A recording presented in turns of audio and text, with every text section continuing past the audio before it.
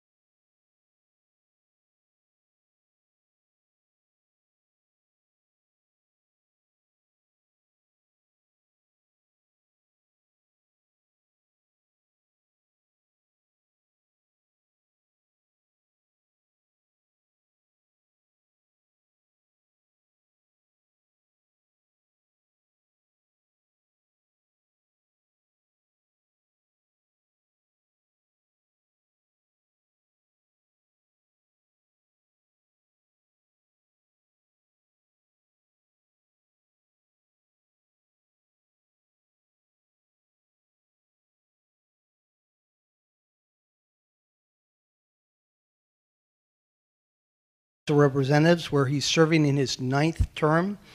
He serves as the ranking member of the House Permanent Select Committee on Intelligence and on the House Financial Services Committee. Please join me in welcoming Representative Jim Himes back to Christ Church. It's great to have you here. Thank you, sir.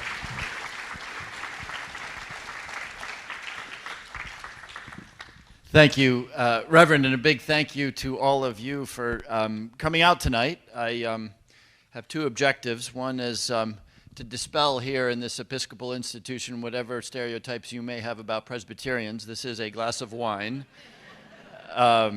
especially given the topic. I was asked to speak on national security and foreign policy, and so hopefully we'll cover that. But I'm delighted to take questions on any topic whatsoever. There's obviously a lot going out there, but I was asked to reflect a little bit on, especially given what has been in the media and in the news over the course of the last, year, to just offer some reflections on our national security. Are we more or less secure?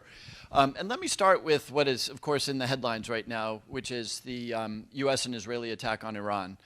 We can go back to Venezuela if you like, very different situation. But let's start with Iran, and then let me sort of abstract away a little bit about what the implications are of Iran, but more broadly the world that we live in today for U.S. national security. We're in a very different world than any of us grew up in, right? Most of us grew up, as I look around this crowd, most of us grew up in a bipolar world. United States, Soviet Union, Warsaw Pact, NATO. That obviously largely evaporated in 1989 into a unipolar moment when for a brief period of time the United States was the colossus standing astride the globe, really unchallenged by anybody. And that caused, amongst other things, people like Francis Fukuyama to say this is the end of history. Boy, was he wrong. But now we're migrating into a very different world where we are challenged by a near-peer competitor, that's the term for China, who is very rapidly acquiring the capabilities and the power that the United States has always enjoyed alone, and of course by a very messy periphery. Yes, the United States and China are very powerful. Europe as a whole from a standpoint of economics and not so much military power, but is almost equal to the US and China as a global strategic player. So anyway, we'll talk a little bit about this, but I'm going to keep my remarks to about 10, 15 minutes up front and start with the Iran war. And let's get a couple of very obvious things out of the way first. It's hard to think of a regime as evil or as destabilizing or as dangerous, in particular to the state of Israel, but to the world, to the region and to the world as Iran. There is absolutely nothing good to be said about the regime of the mullahs since 1979 onward. I don't think anybody is mourning the passage of the last supreme leader. And that's sort of an unrefutable argument. There is a view circulating largely in Republican circles today, and by the way, I'm going to try to be as nonpartisan as I can on this. I'll have some critiques of where we are, but this is not a partisan conversation, and fortunately, national security need not be partisan. But there is a view in Republican circles that Donald Trump has finally done what no president had the courage to do in terms of taking on Iran militarily. And I guess that's true at one level, but there is also a very good reason why other presidents have hesitated away from military action against Iran. Start with history. No one in this room can name for me an example of military intervention in the Middle East that ended up going quite the way we would want it to. Probably the closest is George H.W. Bush in 1990, 1991, when Iraq invades Kuwait, and George H.W. Bush, and this is important, does the hard work of articulating an argument against Saddam Hussein and the obvious violation of international law that his invasion of Kuwait represented, does the hard work of building the coalition, of preparing, putting together 20-plus powerful countries to ultimately push Saddam Hussein out of Kuwait. That's sort of the one example that you can say, okay, that actually worked out. Now, there's all sorts of second guessing about whether Saddam Hussein should have remained in power. So even there, you've got ambiguity. But Libya, under Barack Obama, certainly the Iraq War, under George W. Bush, which a recent Council on Foreign Relations study identified, this is talking to all of their experts, as the single largest strategic mistake that the United States has ever made. To our experience in Afghanistan, you wouldn't say, let's do that stuff again. And even when you can affect militarily your military goals, which I do think will affect in Iran, there are two very difficult questions. One, how do you get out? And what comes next? And it's the what comes next question that we seem to get wrong over and over again. And by the way, I'm just talking about the last 30 years, right? Many of you will know that our interventions in the Middle East, including in Iran, go back generations, including 1954, when we overthrow a democratically elected, or we assist in the overthrow of a democratically elected president of Iran, Mossadegh, and is replaced by the Shah of Iran. I mean, this goes back for many generations. Not in a salubrious way for the long-term security of the United States. So where are we today? The administration has been sort of all over the map on why we went when we did, and what our objectives are, and what the end game is. There's sort of three critical questions. Why did we get in? What are our objectives, and how do we get out? In the first gang, I'm a member of the Gang of Eight. For those of you who don't know, it's the leadership of the intelligence committees in the Congressional House and Senate. The 8 of us get together and we get briefed on things that are considered particularly sensitive. Tuesday before the attack begins, there is a Gang of Eight meeting. John Radcliffe, director of CIA, and Marco Rubio, Secretary of State, National Security Advisor, Archivist of the United States, I forget what other stuff he's got, call a meeting, and Marco articulates a rationale. And his rationale is, at least it's clear, I don't think it's terribly satisfying, and he subsequently repeated it a number of occasions publicly, so you've heard it. His rationale is Israel was going to attack Iran. Iran was going to retaliate against United States assets in the area, of which we have a lot in the Gulf, and therefore we ran the calculus, and it made more sense for us to join Israel than to not. Because had we not joined and we'd suffered casualties in Bahrain and in Qatar and in the region, you guys would have been dragging us before Congress to say, why did you do this? The reason I say that that's not a terribly satisfying rationale is it sort of makes us sound like Liechtenstein. You know, like we're reactive, passive observers in the region. And of course, we're anything but, right? We have a profoundly deep partnership, not to say leverage, over the state of Israel. And there's also always the opportunity to say to a power like Iran, look, if the Israelis go, you know, you come after us, all hell breaks. Anyway, my point is that there were lots of options. And if you've ever read Barbara Tuchman's The Guns of August or thought about history in the last 100 years since, oftentimes catastrophic mistakes by decision makers get made because they think there is no choice. And there is almost always a choice. And in fact, that's what I said to Secretary of State Rubio. I know Marco and John Radcliffe pretty well. I served with John and actually with Marco, but he was on the Senate side. And I said, look, I know there's nothing that this Democrat is going to say that is going to change your mind, but this is how presidencies end. You know, whether you go back to Jimmy Carter in Desert One with the aborted mission to rescue the hostages, or the horrible imagery that Joe Biden never really recovered from around the Abbey Gate where we lost 12 troops. And anyway, needless to say, that didn't carry the day, but it does point to the question of what the end game is. So they've articulated the reason, unsatisfying though I may find it. We also hear that, you know, there was an imminent threat from Iran. That's not true. We also hear that they're a very bad country. That is, of course, true. But interestingly enough, because of the Israeli and the US in June, the so-called 12-day war, though dangerous, Iran was, without any question, relatively less dangerous today than they have been in a long time. They still have a lot of 60% enriched uranium, but it's buried in a lot of rubble in places like Fordo and Isfahan.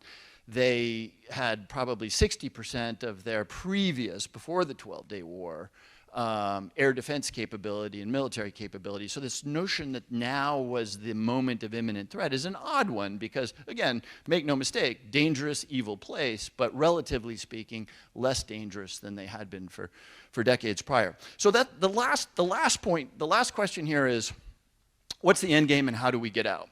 Now, I have a theory, having watched this pretty closely for a while, which is that particularly as there's volatility in the energy markets, you will have noticed gasoline prices at the local gas station, and even if you fine citizens of Fairfield County haven't noticed it in more in more economically challenged communities, people are really going to feel the pain at the pump. And so for that reason, and because this is likely to be inflationary, remember energy is a big component of inflation, I think that sometime in the next 2, 3, 4, 5 weeks, the president is going to declare victory, and he's going to say, we did what we said we were going to do. We sank their Navy, we destroyed a lot of the missile launchers, and we set back their efforts on nuclear weapons, declare victory, and go home. That will be good from the standpoint of not having our troops at risk. We have very sadly, of course, lost 7 irreplaceable soldiers and sailors in the region. And it's an enormously expensive undertaking. We don't really know, but it's somewhere in the order of $1 or $2 billion a day to expend the kind of munitions and do the things that we're doing. So that will be good from that standpoint. But here's the thing. The enemy gets a vote on this. And just because Donald Trump declares victory and goes home doesn't mean that the Iranians say this is done. Because if you think about it from their standpoint, they are not at risk in this moment of regime collapse, but they are profoundly suspicious, paranoid, et cetera, because of the popular riots and that sort of thing, and because of what just happened. So they are going to be bound to determine that this never happen again, or at least in our lifetimes. So how do you do that? There's 2 ways you do that. Number one, you keep the Strait of Hormuz tied up, and there's no traffic moving through this waterway that moves a quarter of the global energy supply, which is why we're seeing the effect on gas prices. And if you think the Iranians are just going to say, oh, the Navy sailed away, no. They are going to keep gas prices and energy prices high as long as it takes to create a great deal of pain in the West. And I say the West because it's not just us, it's Europe. And China, by the way, and Asia. So I shouldn't just say the West. Or the other thing you do, and here's the sort of mother of all worries, the other thing you do is you look at North Korea and you look at Pakistan and you say, you know what's not happening to North Korea and Pakistan is a conventional military attack like the one we just suffered. Why? Because those two countries developed nuclear weapons. Now there will be a perennial debate. I happen to have been a supporter of the nuclear deal under the Obama administration, what was known as the JCPOA. Turns out it was the one thing that we've ever done that has sort of reversed, that did sort of reverse the progress that the Iranians were making towards a nuclear weapon. But here's the challenge, and I'll leave this alone after this point. You now have a new supreme leader, Mujtaba al-Khamenei, who is more radical and closer to the Republican Guard than his father was, who lost his mother, his sister, his brother, and his daughter in the last 2 weeks, who is going to be making decisions like the ones that we're talking about right now. So it feels to me, look, we may get lucky. This is the Middle East. Nobody has, ultimate wisdom on this stuff. We may get lucky. The regime may splinter. Popular mobilization may come back in a way that results in regime change. I think that's very unlikely. There's a lot of really bad guys with a whole lot of guns that make that unlikely. But much more likely, we're going to, sometime in the next 2 months, be facing a regime that is wounded but not dead, and that is determined to do those things that assure that what just happened to them never happens again. Now this is, I would argue, the reason that some presidents of both parties, all presidents of both parties before Donald Trump decided not to take the decisions that have been taken in the last 2 weeks. So let me leave that behind and sort of abstract a little bit to, more broadly speaking, foreign policy and national security. So what is this world that we live in now? We're no longer in a unipolar world where we stand astride the globe like a colossus. We now have a near-peer competitor in the form of China. They're not close to us militarily. I think they've got 2 aircraft carriers. We've got 11. We spend $1 trillion, $1 trillion on our national defense every single year. To put that into context for you, if you add the Russian and the Chinese military budgets, you don't get half of that number. And in fact, if you add the next 12 countries behind the United States, if you add their total military budgets, you don't get to $1 trillion, which raises all sorts of questions about why, when we go to war in Iran, pretty soon we need more money, since that's a little beyond the scope of my conversation. But I leave that with you just because there are serious opportunity costs to spending that kind of money on our national security. And I have generally voted for military budgets, so there are very good reasons to support those military budgets, but understand that when you spend $1 trillion, which is more than the next 12 countries do on their national security, there are implications for the debt and for other spending that you might wish to do domestically. So what is this era that we're in right now? And I'll just wrap this up in about 4 minutes. I just happen to have been reading Foreign Affairs, and there is a Harvard JFK School professor by the name of Stephen Walt who calls this new era of U.S. The theory of U.S. foreign policy is now one of predatory hegemony. And the idea is, and I'm not sure I agree with it entirely, but the idea is that all international relationships are viewed as zero-sum transactional things.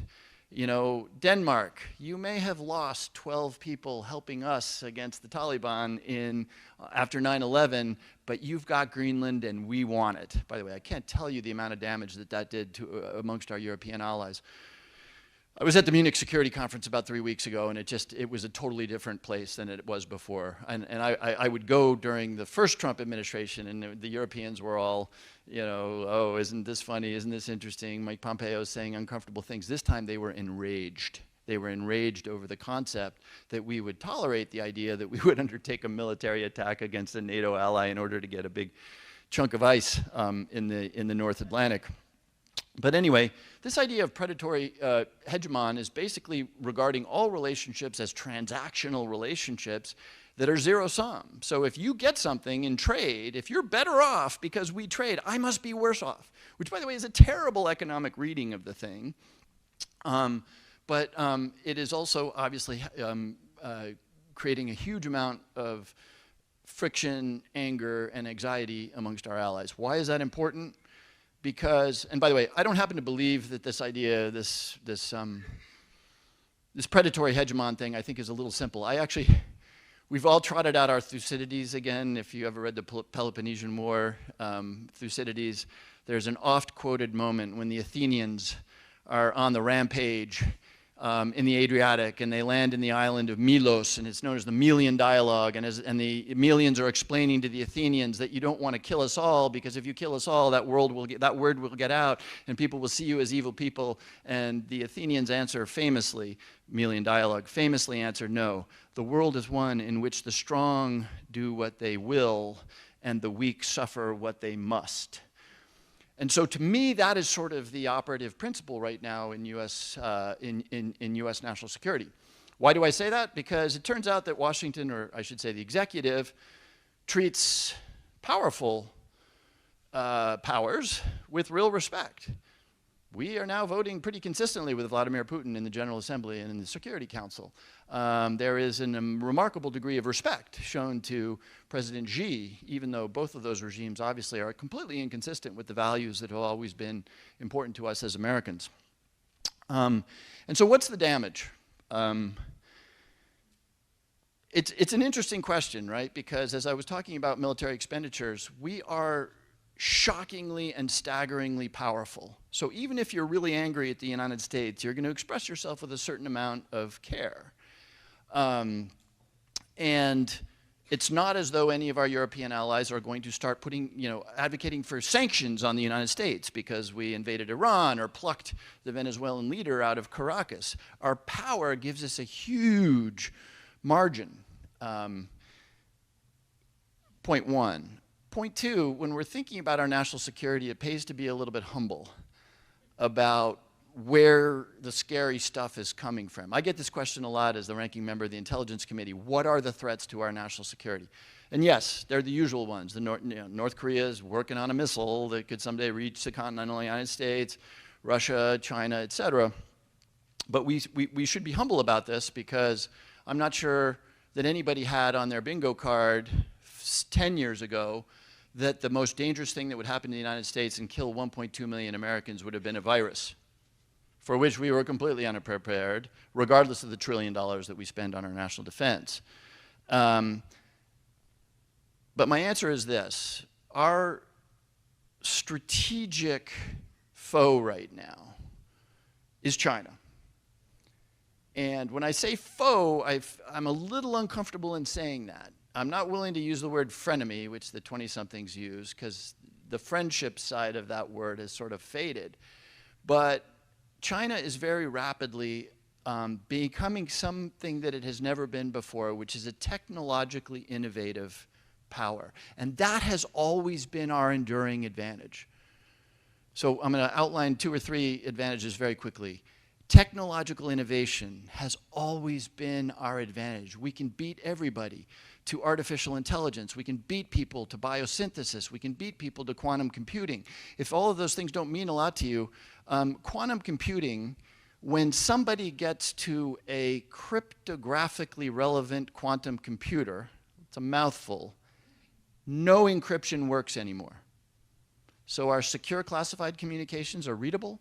JP Morgan's and Morgan Stanley and Goldman Sachs's transactional things are readable. So that's what's at stake here. Biosynthesis, you read about this stuff, right? We can now produce organisms because we can print the same way you print a sonnet, we can print genetic code into organisms. So it is not inconceivable that you could create a virus that targets certain genetic characteristics. Think about that for a second. You could create viruses that could target specific populations of people. I don't say all this stuff to create terror in my audience, but to say it's really, really important that we be on the technological forefront, that we be the ones creating those innovations. And last point I'm going to make, what are the enduring reasons that most of you can't name a European technology company, but you can name 20 US technology companies? Why is that? Why are we the innovator? There are some European technology companies, by the way, they're just not nearly as plentiful. I think the answer is, why are we innovative? And this is, by the way, this is the answer to the question of what really scares you, that scares me, that we lose our innovative edge. There's a lot of reasons why this is an incredibly innovative country. I would offer that there's 3 that really stand out the most. There's a lot of reasons. Bankruptcy law turns out to be really important when you're trying to sort of build an innovative ecosystem. Three reasons. Number 1, our capital markets. Venture capital, second to none, full stop. The Europeans are so far behind us in funding risky ventures, which is what venture capital is all about. We are miles ahead, and I think we're okay there. Number 2, and maybe this is even number 1, what am I going to say? Immigration. Immigration. Andy Grove, founder of Intel, immigrant from Hungary. Sergey Brin, founder of Google, immigrant from Russia. I could go on, right? The founders. And certainly the leadership, by the way. Show me a technology company. I bet you it's led by a first or second generation immigrant. And what are we doing to immigration right now? I see this every day. You know, French or Chinese or Indian scientists who might think about coming to the United States, to Stanford, are saying, no, not going to do that. Not based on what I see happening to immigrants in the United States. So, wow, we are hurting ourselves really, really badly in that. And then third, Stanford, Harvard, right? Harvard, actually, I was surprised to see, Harvard over time had more patents than Stanford and Berkeley and whatnot. So, you know, our elite universities, you can criticize our elite universities for a whole bunch of things, and I'll probably join you in some of that, but what are we doing to our elite universities right now in terms of encouraging them? You know, my own alma mater, Harvard, you know, the president there is really grappling with the fact that he thinks that there's a good chance that his research and development budget is going to be zeroed out. So you see the point I'm making here. We need to get those things right. There's a lot of dangerous stuff happening out there, but we really need to keep our innovative capacity. And right now, we're doing China's strategic work by whittling away at that innovative capacity. And we just don't want to leave, we do not want to live in a world where the Chinese are way ahead of us on biosynthesis or on quantum computing or, quite frankly, on artificial intelligence. And right now, they're not. But 2 years from now, they could be. Last sentence. We're going to struggle with these issues in the context of some pretty new challenges. One is artificial intelligence. I think we're in this place we're in right now partly because there's so much economic dislocation in this country. If you go to those areas that are most populist, I'm just going to be as nonpartisan as I can here, it is post-industrial areas where, you know, the guy who used to have a union job and made twice the minimum wage at the local factory, that factory's gone, and that individual now is making minimum wage and doesn't have a union job, and there's a great deal of economic insecurity. I really, really worry that artificial intelligence, for all of the miracles it's going to bring, is going to make a lot of us economically worthless. And I can't imagine what the political implications are of vast swaths of the middle-class population. Remember, look at revolutions. From the French Revolution onwards, it is the middle class that leads revolutions, and AI is going to go after the middle class. And then lastly, David, you're going to love this, the debt, right? We have sucked in this generation the economic vitality and the power of future economies for our own use, because we're now carrying a massive debt at the very moment that we've got to struggle with these problems. I'll talk more about that if you like, but those are 2 things that we better bear in mind as we talk about these challenges. Okay, that's more time than I intended to speak. Thank you very much for that was extremely helpful. Wow.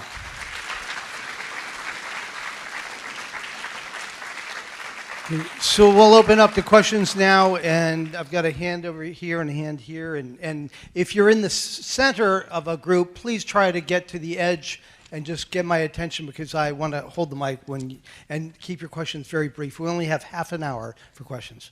I'll hold the mic. Congressman, thank you for being here tonight. It's hard to see what's going on here. Your senator from Rhode Island talked about the things that are going on. Every time Trump deals with Putin, he does what Putin wants. Is the President of the United States a Russian asset? You're on the Intelligence Committee. I just can't see any other reason for it. Yeah, yeah, thanks, Jim. Trying so hard not to be partisan here. Here's what I think. And by the way, out of respect for time, I'm going to give short answers, which means they're not going to be as comprehensive as I would like. Jim, here's what I think. If by asset you mean is he taking money from the Russians, in order to be a traditional operative, no, I don't believe that, and there's no evidence of that. What I do think, and I referred to this before, is that our president has a deep-rooted fascination with power and wealth, and he bridles and is uncomfortable with what we have, which is constraints on that power. Our whole system is built to constrain the power of the president, and he hates that. I think that's a personality thing. And part two of my answer is, if you're Vladimir Putin, you don't need to pay this guy. Right? He's kind of doing what you want. So no, I don't think that there. And look, down the road, is there going to be a real estate deal for a Trump Tower in Moscow? This is what we see, right? So yeah, probably. But no, when you say is he an asset of the Russian government? No, he's just who he is.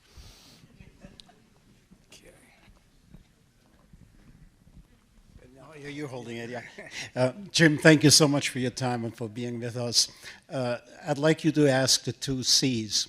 Could you please spend a moment, where is our relationship with Canada? Because I think of like physical security. If we need to secure the border along the Canadian border, that's a very long one. If Canada is not really part of NATO or whichever way. So if we didn't have Canada, can you say something about that? Number two, I do feel like a little bit under attack personally, that even on my smartphone, my laptop, cybersecurity, how massively are we really being attacked? Can you give us a bit of update on that, please? Thank you so much. Yeah, thank you. Great question. Great question. I was trying to keep it a little bit snappy. So what is the cost of irritating our allies, of appalling our allies? As I said, I hate to put it this way, especially with a Canadian wife, but Canada has almost zero military capability. So they're not in a position to say, we're going this alone. They're just not. I mean, Great Britain is fielding 2 aircraft carriers in some way to assist us, but one of those aircraft carriers doesn't have an air wing. I mean, and this is the United Kingdom, right? So our allies are not in a position to go it alone. But what they are in a position to do is to say, hey, wait a minute, this is something we've never seen before. And so if you're Mark Carney, you give a speech which says we have got to come together as middle powers and hedge against our traditional alliance with the United States. And what did Mark Carney do 2 weeks later? He goes to China to strike a trade deal. So again, it's not that not in our generation are we going to be in a world where we're in antagonistic conflict with China, but we're certainly in a world right now where our allies are a lot less willing to give us the benefit of the doubt and to help us. And the way you framed the question was exactly right. We have a huge problem at the southern border. We've never had a problem at the northern border, and that's partly due to the fact that the Canadians have done a wonderful job. Canada's a huge immigration people could pour across the northern border if they wanted, but the Canadians help us on that in a way the Mexicans don't. And so there are huge costs to be paid by the way we're treating the Canadians and our allies. With respect to the technological attacks on your phone, yes, yes. I think about this a lot because I get access to sensitive information, and so I'm probably a little riper target than most. And I don't have anything smart to tell you other than, yes, we should be concerned about that. We must maintain our technological edge. You know who finds out?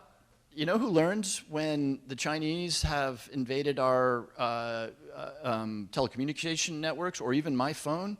It's Apple or Microsoft. It's not the NSA. It's not the FBI. So again, it's those companies keeping a technological edge, and this is the boring PSA part of the answer, which is, we as individuals have a real responsibility to keep our devices updated, to not do dumb things like click on links that are unknown and that sort of thing. So we have a role to play too.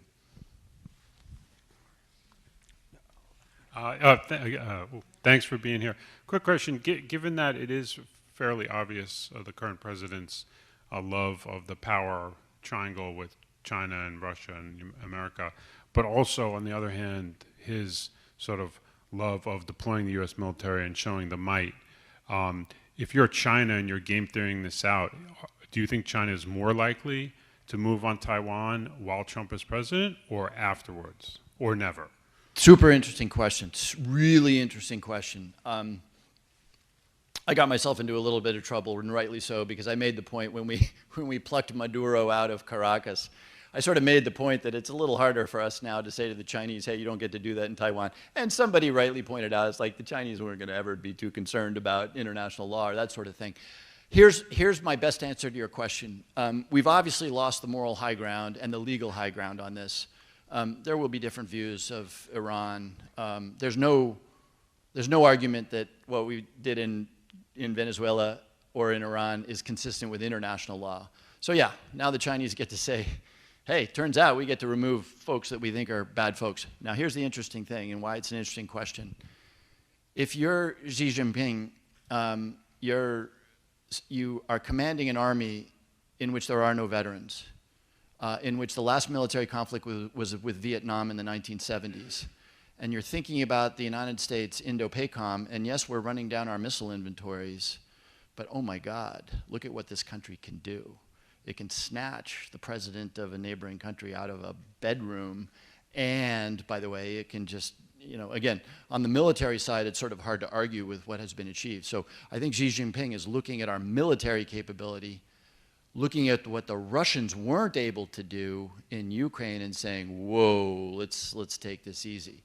So I'm not sure how that nets out, but there's no question that the world now, and again, I've been pretty clear on the strategic aspects of taking on Iran and Venezuela, but the military aspects are terrifying to our foes.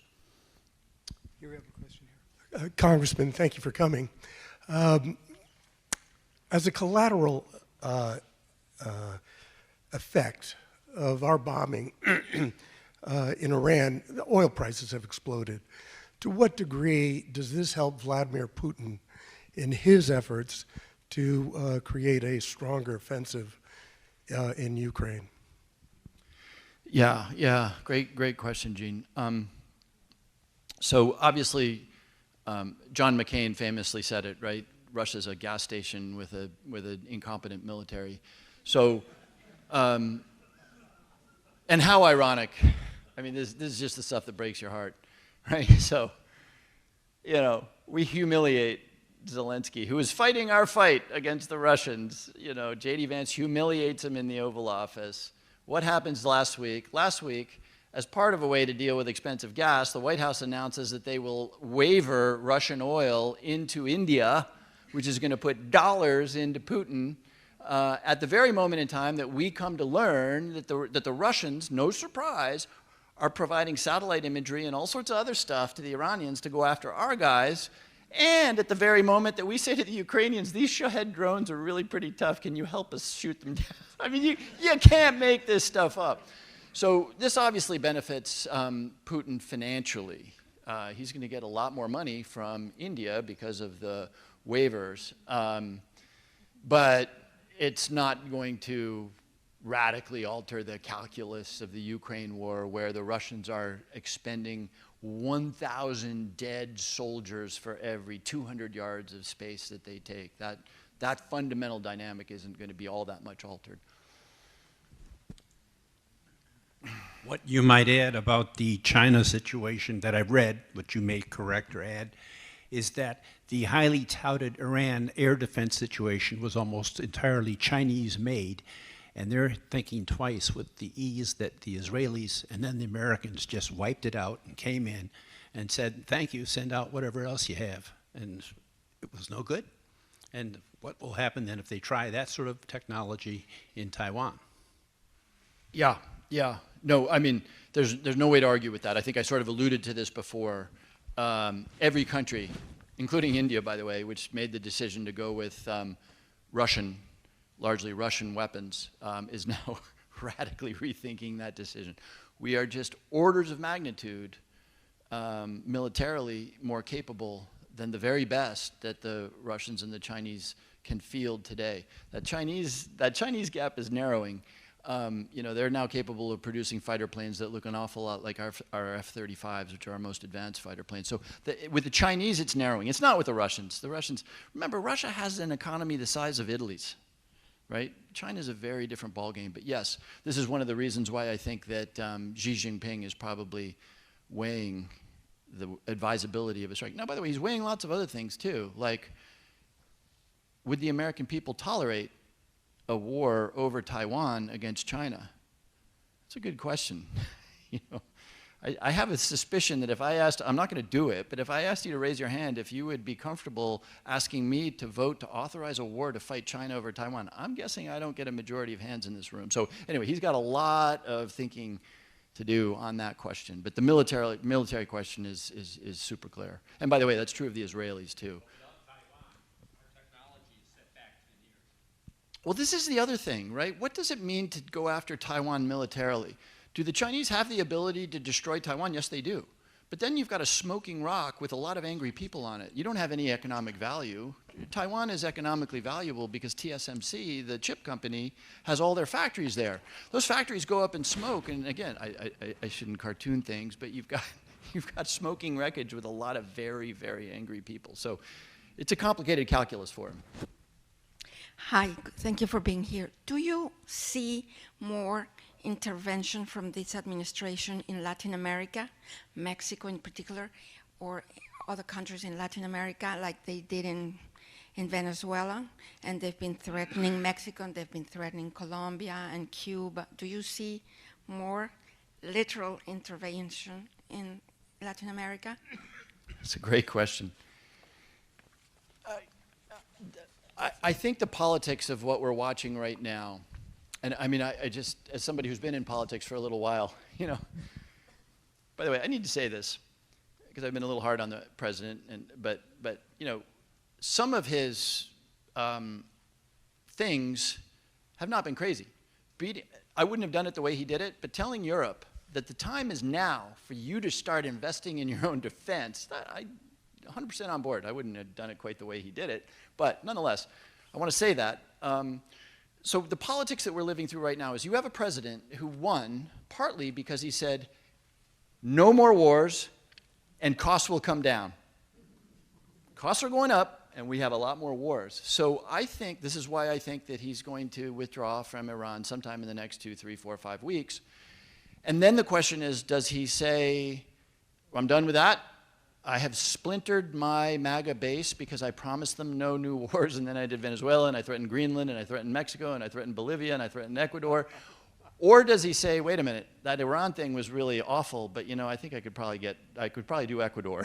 You know? And I don't know. I honestly don't know. And by the way, one factor in this, of course, is the Secretary of State.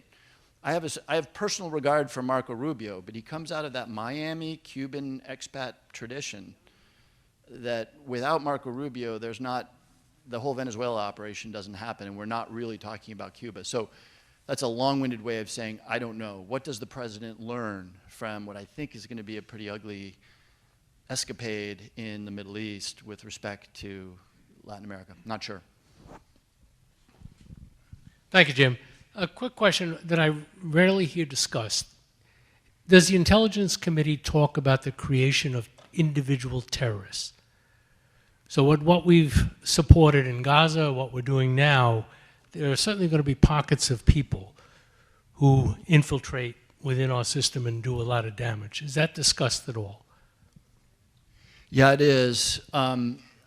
It has to be, right? Because since 9/11, the bulk, in fact, maybe all of the terrorism to which we have been subject has been radicalized lone wolves.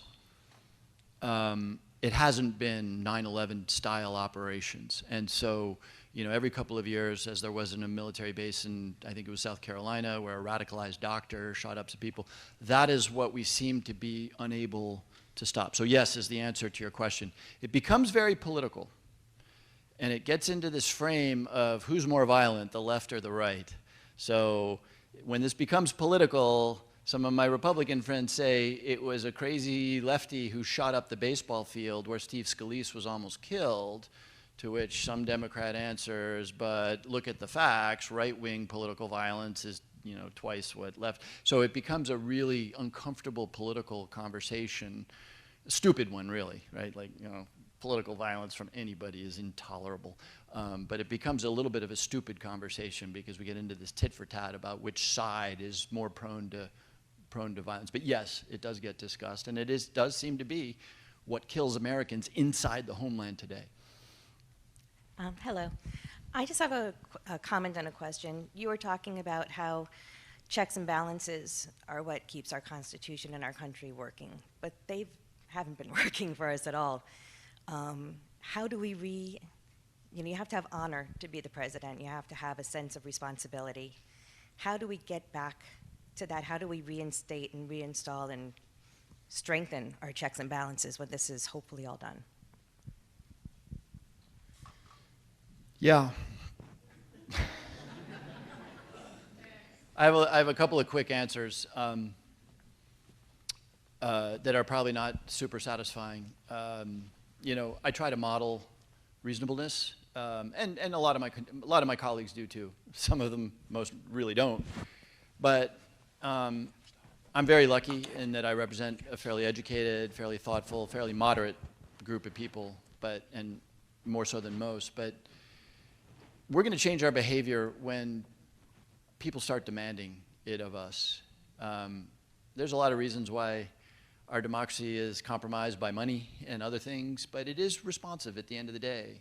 And as long as we live in a world where if I say something really crazy, you know, so-and-so is a traitor and should be shot, and I can raise $1 million off of saying, it's going to get said.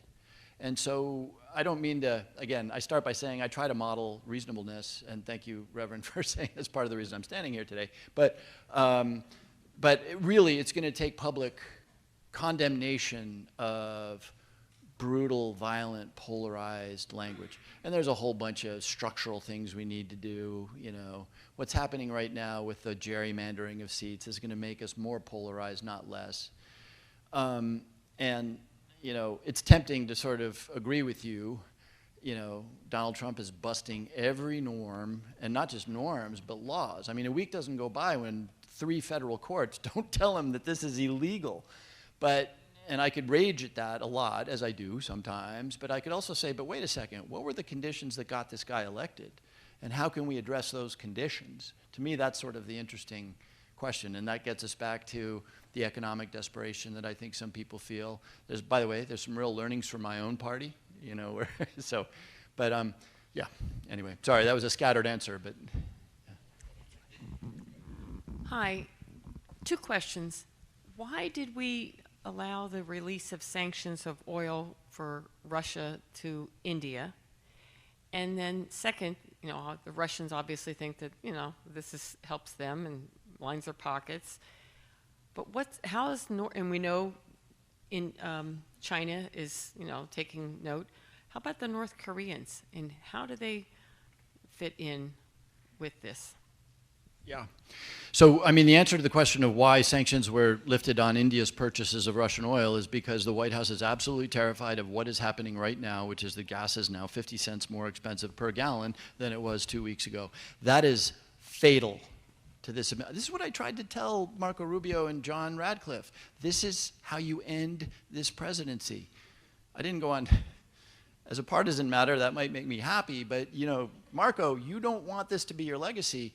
And sure enough, I mean, let's face it, this was not a terribly well-planned operation. When you've got tens of thousands of Americans in places like Qatar and Dubai, you know, and Jerusalem unable to leave, this was not terribly well-planned. And they didn't fully think through Iran's ability to close the Straits of Hormuz, which they have done, and the effect that that would have on oil prices. Oil prices hit $120 a barrel 48 hours ago. That's up from $60 a barrel 4 months ago. So that's the answer to your question. So you're going to see strategic petroleum reserves getting emptied and everything else because this White House understands that if gasoline prices are at $4 and $5 a gallon, it's game over. That's what they did that. North Korea, gosh. There's not a ton to say about North Korea other than, because it's this hermit kingdom, right? I mean, they're as much of a pain in the neck to the Chinese as they are to the Americans. You know, it's a very strange place. And from a national security standpoint, what we really worry about is that they have nuclear weapons, and though they don't have the ability to deliver those nuclear weapons to the United States, they're working on it. So that's why we pay pretty close attention. At the end of the day, by the way, I haven't said this before, this is really important. We need to emphasize those areas that we have common interests with the Chinese on, and North Korea is one of them, because the last thing China wants is an aggressive nuclear state on its border. And so that's one of those areas where we really do need to work with the Chinese to make sure that North Korea sort of stays in the background. Thank you for coming.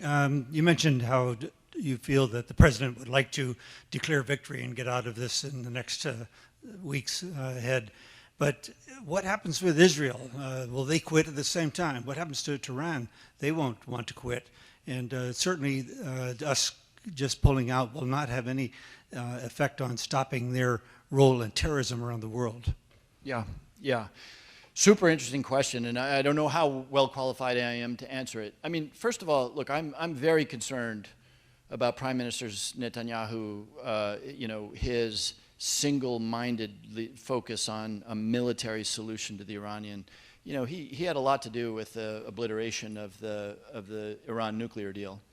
And again, you could take either side of that, but I don't quite understand what his longer-term plans are.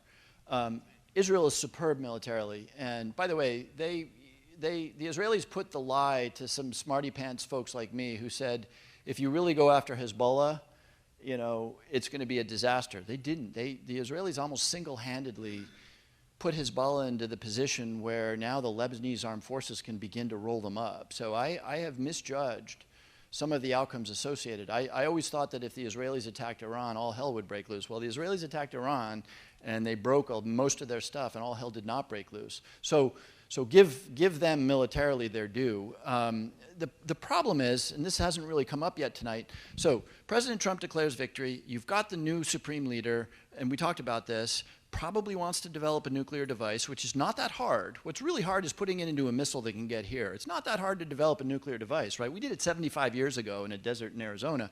So, or, you know, keeps the Strait of Hormuz closed. So what's the answer for the US and Israel? We declare victory and we go home? It feels to me like every 9 months when they rebuild their missile factories and rebuild their Navy, which is not hard to do, and start digging out the 60%. It feels like every 6 to 9 months we're back in and bombing, and that doesn't feel to me like a long-term satisfying solution. I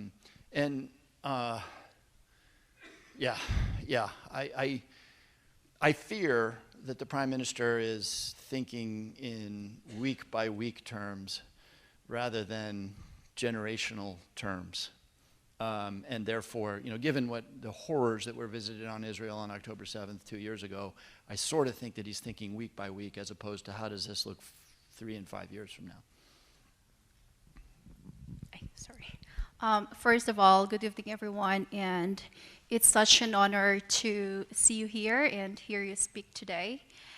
My question is kind of personal, and I also find it powerful because I moved here to the United States from the Philippines in 2019 and recently became a U.S. citizen. From your own perspective, how does immigration strengthen America's long-term security and global leadership? Yeah, thank you. Thank you so much for that question.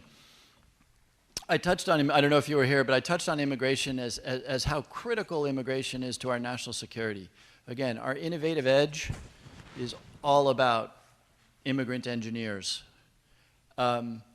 But it's also about our values and about who we are. I mean, I always feel a little uncomfortable saying this, but I'm willing to bet that pretty much everybody in this room is 1, 2, 3, 4, 5, 6 generations of immigrants. So it is who we are.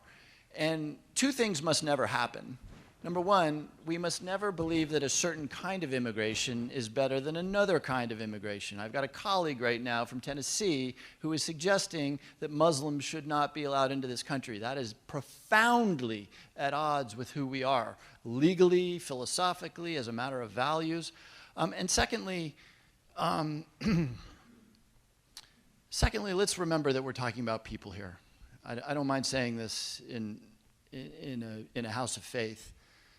Demonizing human beings who, at their worst, are just, even if they come across the border illegally, are just desperate to improve the situation of their families in El Salvador or Panama. Let's not demonize them.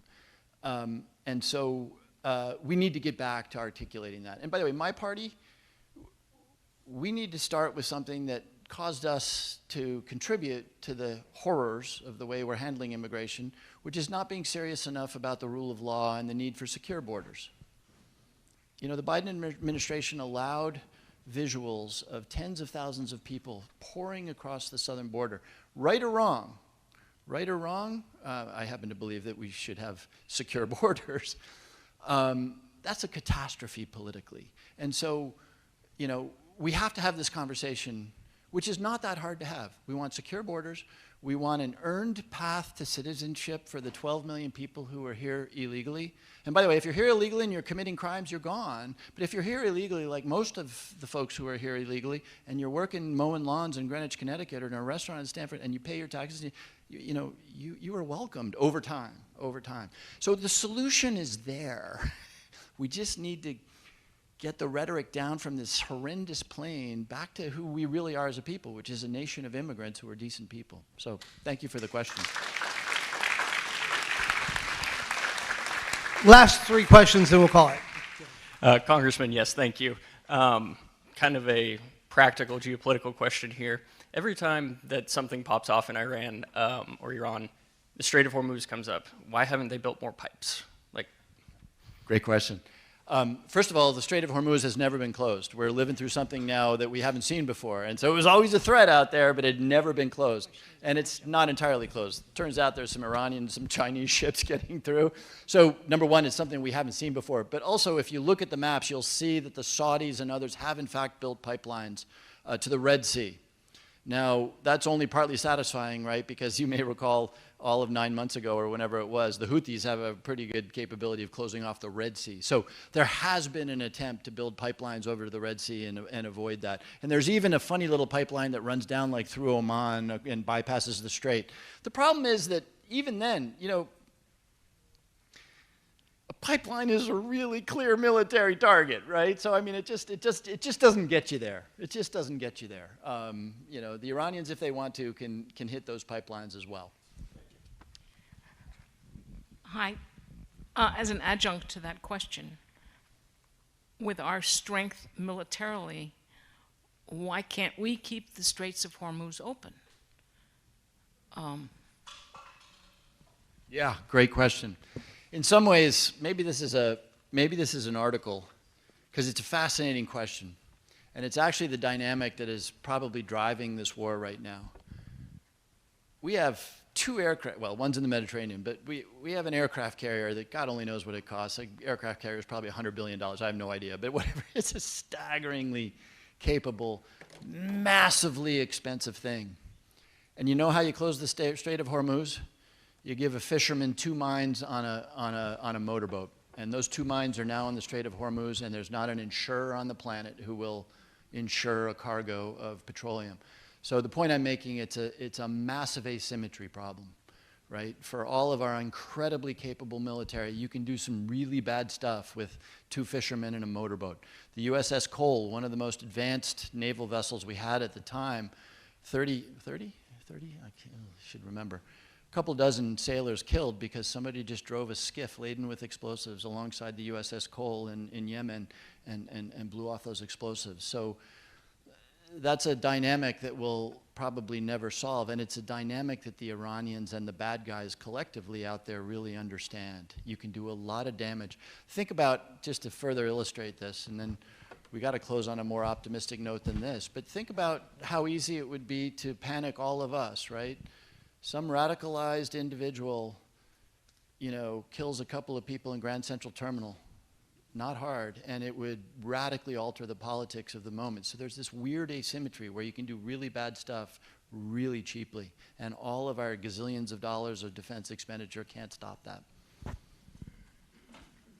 Do you remember the image of Hamas coming across the border using, these ridiculous little, whatever they were, basically chairs with, propellers on them?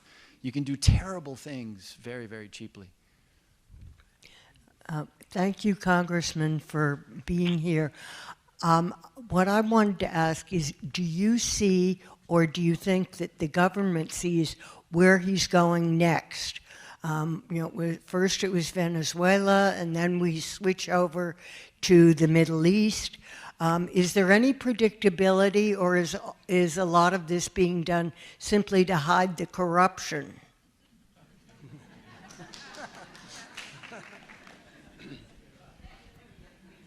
Greenwich is a different place than it used to be.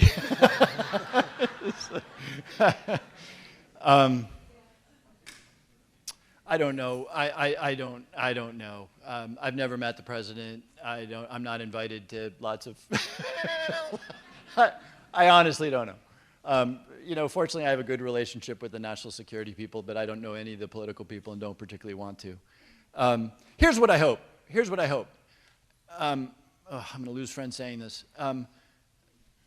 I hope that this Mideast adventure is what it is to most presidents, which is something that really singes the fingers, and I don't want to do that again.